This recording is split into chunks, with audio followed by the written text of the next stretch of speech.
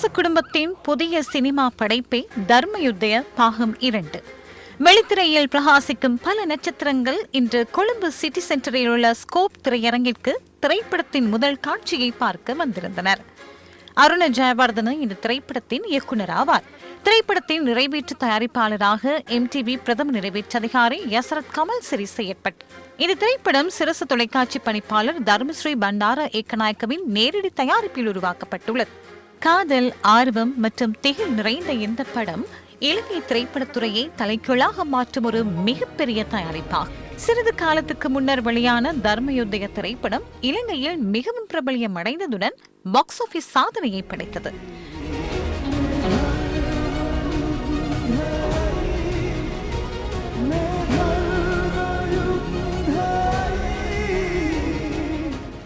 பழைய நினைவுகளை மீண்டும் கொண்டு வரும் வகையில் மகாராஜா மீடியா நெட்வொர்க் தர்மயுத்தவின் 2வது பாகத்தை தயாரித்து சனத் குணத்திலக்க, டக்ளஸ் ரணசிங்க, புத்ததாச விதானாராய்ச்சி, அஷான் டயஸ், குசும் ரேணு, தேல்ஹானி அசோக்குமாலா, திசுரி யுவனிகா, தினாக்ஷி பிரியசாத் மற்றும் திறமையான மற்றும் பிரபல்யமான நடிகர்கள் மற்றும் நடிகைகள் இந்த திரைப்படத்தில் நடித்துள்ளனர்.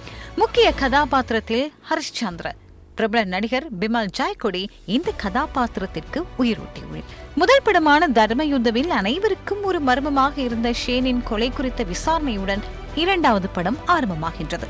கொலைக்கு 8 ஆண்டுகளுக்கு பிறகு நடக்கும் ஒரு சம்பவமாக இது வெள்ளித்திரையில் வெளிப்படுகின்றது. நிலத்தடியில் புதைக்கப்பட்ட ஒரு மர்மமான கொலையின் மூலத்தை கண்டுபிடிக்க முடியுமா?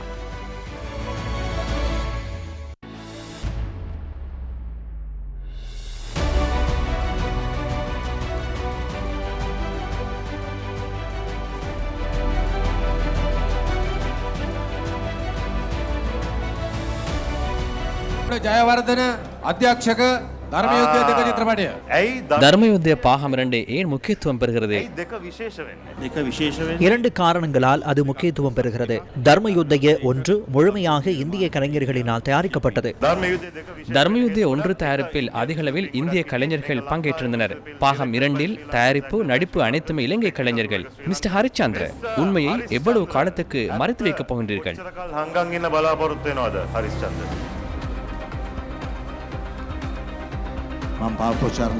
நான் குற்ற ஒப்புதலை செய்துவிட்டேன், அதுவே உண்மை. පාපොච්චාරණය කරන්න වෙලාව හරි. පාපොච්චාරණය බලා ගන්න පුළුවන් වේද මෙතන රැස්ව ඉන්න හැමෝටම? ඔව්. ඔබ ඒ සාක්ෂිකරුවෝ වෙනවා නොඅනුමාන.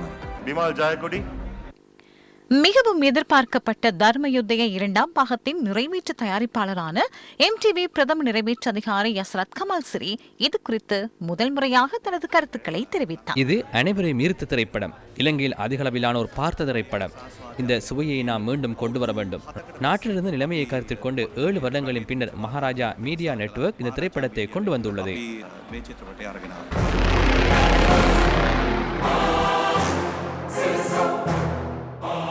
මගේ නම හරිශ්චන්ද්‍ර. මේ මගේ පාපොච්චාරණය.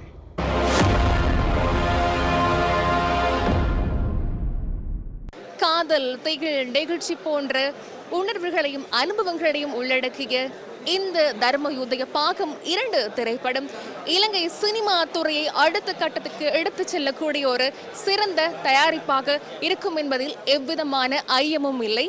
இன்னும் ஒரு விடயத்தையும் கூறியாக வேண்டும்.